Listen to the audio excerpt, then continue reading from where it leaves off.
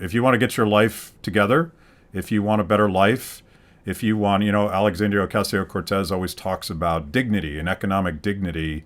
And I don't think there's a single government program that can give you dignity. I think you have to sweat and struggle and earn it. And I think a lot of the depression and frustration that young people have today is because they've been told that a politician can do that for them. And I think it's horrible. Oh, yeah, and it goes deeper than that. In fact, I got to admit, I was a little upset when I first saw Jordan Peterson out there making a big splash, because I thought, this is stuff I believe in. How come I didn't think to monetize this? Yeah. But I show a movie about self-esteem, not really a movie, but a film clip about self-esteem in one of my classes.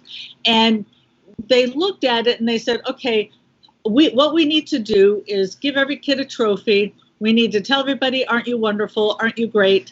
And then that will boost self-esteem. And then they found out that, nope, that does not boost self-esteem, that the only thing that does boost self-esteem is if you have accomplishment first. But here's what's really interesting is part of the reason why they started the self-esteem movement, and I don't know if Jordan talks about this or not, but part of the reason they started the self-esteem movement was because they wanted to get rid of like the school shootings. They thought, oh, people feel alienated. We want them to feel good about themselves.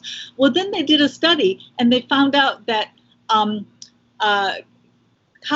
prisoners actually had higher self-esteem than college students.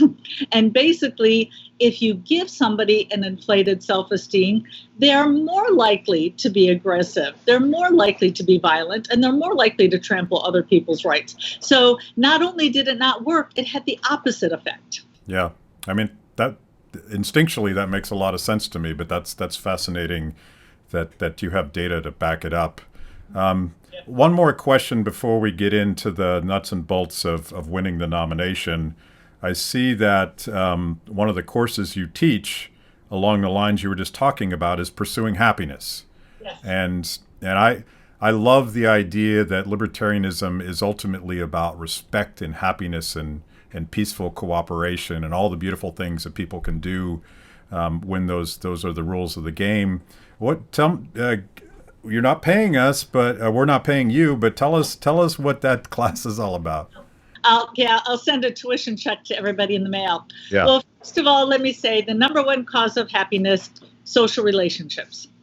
And you can have a great social relationship. You can have fun with your family and laugh and have joy, no matter how much money you have. Number two is work. And there's that corny saying that if you love your job, you never work a day in your life. That's absolutely true. Now, here's the thing. They work kind of like in conjunction with each other. If at least one is going okay, you're probably okay. So if your job is going great, but you have problems with the wife, problems with the kids, problems with the in-laws, that's okay, because at least you can go to work and kind of go, or if work is going lousy, your boss is yelling at you, you're afraid you're going to get fired. If you've got a loving family, that's great. But if neither are going well, then you're probably not going to be very happy. And it is true that money doesn't buy happiness, except it does buy happiness at the very lower level. So if you're only making $10,000, $20,000 a year, then yes, money does buy happiness. Not because you get to go skiing, but because basically if your car breaks down, you don't have to worry about how am I going to get to work. So it's not because you get to go out and buy things, it's because you don't have the everyday annoyances. So there's a few of the top points.